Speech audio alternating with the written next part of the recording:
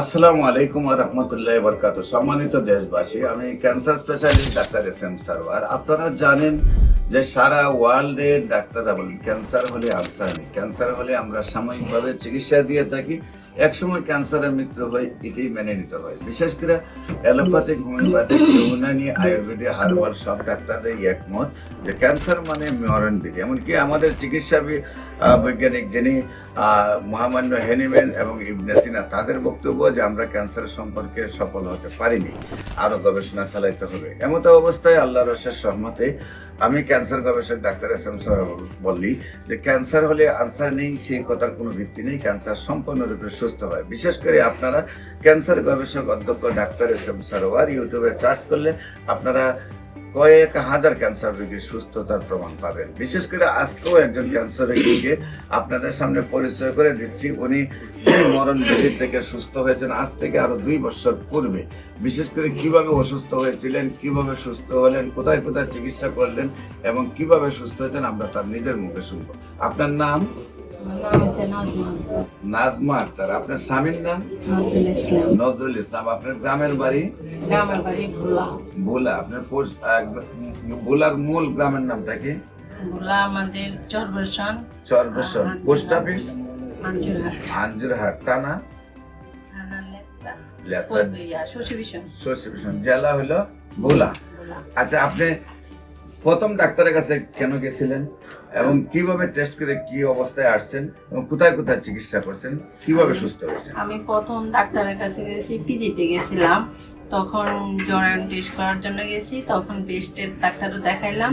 পরে বলছে আপনার বেস্টের সমস্যা আছে, ইউএনজিতে আলট্রাসাউন্ড করে। তখন আমি ওখানে গেছি, ওখানে যাইয়া আলট্রাসাউন্ড করতে পারি না, ওদের টাইম নিয়েছে 1 মাসের জন্য। তো আমি হাজব্যান্ডের কাছে ফোন দিয়েছি, বলছে তুমি তাড়াতাড়ি চলে আসো, আমরা প্রাইভেটভাবে দেখাবো। তারপর 10 নম্বর পপুলারে দেখাইছি। দেখানোর পরে উনি আমাকে ওষুধ দিয়েছে। ওষুধ দিয়ে বলছে যে আপনি খান, 2 মাস পরে আমার সাথে দেখা করবেন। তখন ব্রেস্টে কি প্রবলেম হইতো? কোনো প্রবলেমে হয় না। তারপরে বলছে যে উনি বলছে যে কমলার খোসার মতন যদি হয়ে আসে তাহলে সাথে সাথে আপনি দৌড়ে আসবেন আমার কাছে। তো আমার হয় না। তারপর আমি 2 মাস পরে আসলাম। আসার পরে অনেক টেস্ট করাইছে, ধরা খায় না। পরে বায়োপসি করানোর পরে ধরা খাইছে যে ক্যান্সার 1 স্টেজে। পরে পরামর্শ নিয়ে তারপর অপারেশন চিকে নিয়েছে, বেস্ট দেওয়া হয়েছে। পরে দেওয়ার পরে আরও 10 জন ডাক্তার দেখাইছি, কেমন ডাক্তার। কেউ বলেছে যে ওষুধ খাইলে ভালো হয়ে যাবে, আর কেউ বলছে যে কেমো দেওয়া লাগবে, আর কেউ বলছে থেরাপি রেডিওথেরাপি লাগবে। পরে আমার হাজব্যান্ডের ডিসিশন নিয়েছে কেমো দেওয়ার জন্য।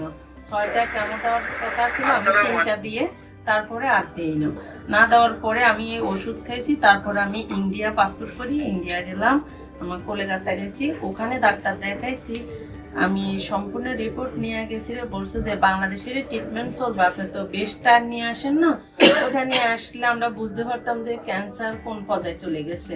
তারপর ওখানে আমি আবার সরকারিভাবেও দেখাইছি, ফুল বডি আমারে চেক আপ করতে বলছে। পরে আমি আর পড়াই না, বাংলাদেশে চলে আসছি। আসার পরে আমার এক ভাইনার শ্বশুর ঢাকা মেডিকেলে তো ওনাকে ফেরত দিয়েছে।